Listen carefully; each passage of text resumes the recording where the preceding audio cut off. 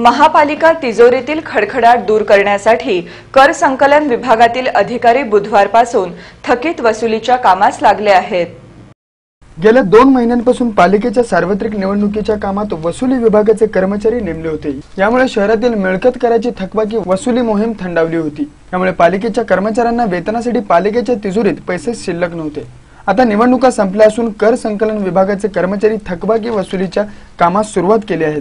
कारवाई टाळण्यासाठी दुकानदार आणि मिळकतदारांनी थकबाकी पालिकेत भरावी असे आवाहनही पालिका अधिकाऱ्यांनी केले आहे।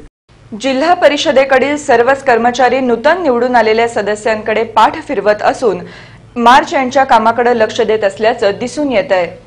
जिल्हा परिषद आणि पंचायत समित्यांच्या निवडणुकीच्या नावाखाली फेब्रुवारी महिन्यात सर्वच कर्मचारी आपापल्या कामात मग्न होते। यापूर्वी सदस्यांनी मंजुरी दिलेल्या कामांना रक्कम खर्च करण्याच्या कामात 1 मार्च पासून कर्मचारी गुंतले आहेत।